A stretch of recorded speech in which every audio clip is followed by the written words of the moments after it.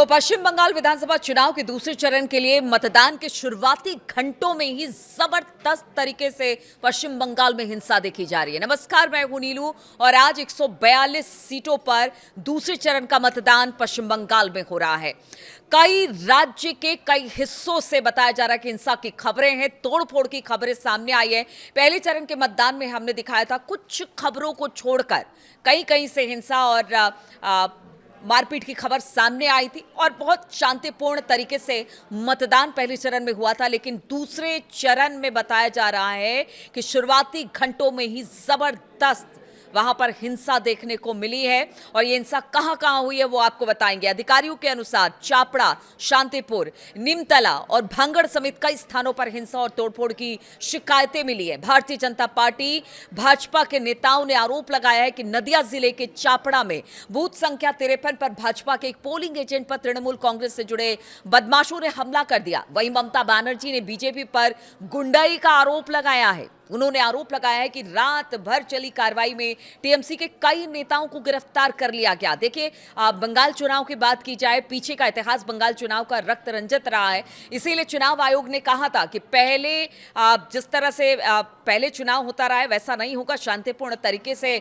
चुनाव करवाए जाएंगे। इसलिए भारी भरकम तादाद में सीआरपीएफ को भेजा गया था चुनाव कराने के लिए। पहले दौर का जो मतदान हुआ, यानी कि पहले चरण का जो मतदान हुआ वो तो शांतिपूर्ण निपट गया, लेकिन इस बार इस तरह की खबरें नहीं है। इस बार हिंसा देखने को मिल रही है।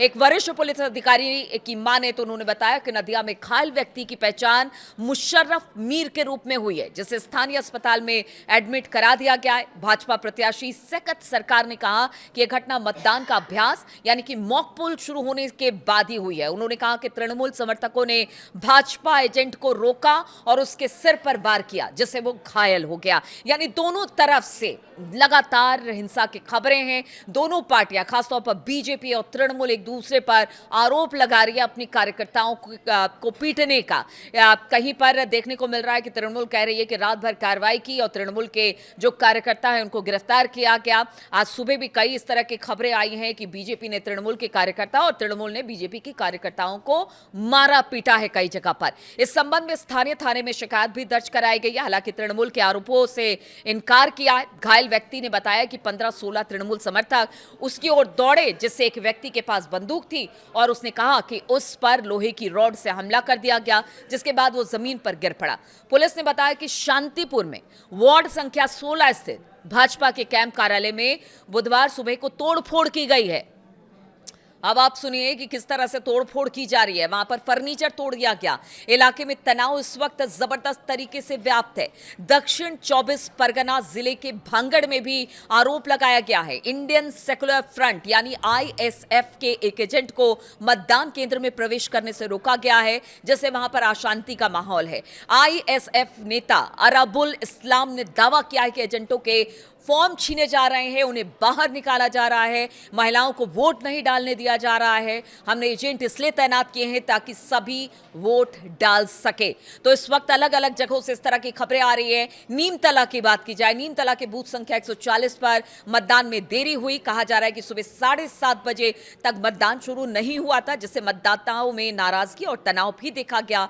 मुख्य निर्वाचन अधिकारी यानी सीईओ कार्यालय के एक अधिकारी ने कहा कि उसने संबंधित अधिकारियों से रिपोर्ट मांगी है। उन्हें निर्देश दिया है कि मतदान स्वतंत्र, निष्पक्ष, भयमुक्त हो तथा सभी लोग मतदान प्रक्रिया में भाग ले सके। और इस बीच पुलिस ने मुख्यमंत्री ममता बनर्जी के भाई कार्तिक बनर्जी और तृणमूल कार्यकर्ताओं को चेतावनी दी है कि जो भी मतदान केंद्र के पास एकत्र हुए थे उनको इस तरह की चेतावनी मिली है। अधिकारियों ने कहा है कि एक स्थान पर 4 से अधिक लोगों के जुटने की अनुमति नहीं है। वहीं उत्तर प्रदेश पुलिस के अधिकारी अजय पाल शर्मा, जो कि 2 दिन से सुर्खियों में छाए हुए हैं, सुबह से ही दक्षिण 24 परगना जिले के फाल्टा इलाके में काफिले के साथ गश्त लगा रहे हैं। डायमंड हार्बर, फाल्टा में केंद्रीय बलों की भारी तैनाती की गई है।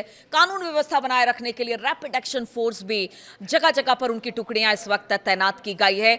लेकिन जिस तरह की हिंसा की खबर जो आई थी वो पहले चरण में नहीं थी, लेकिन दूसरे चरण में हिंसा की खबर आ रही है। अब देखना होगा कि मतदान खत्म खत्म होते होते और किन किन जगहों से हिंसा की खबरें आती हैं, लेकिन इस वक्त तो यही कहा जा सकता है कि दो बड़ी पार्टियां जो कि मुख्य फाइट में है, बीजेपी और तृणमूल, यहीं से ज्यादातर खबरें हिंसा की सामने आ रही है।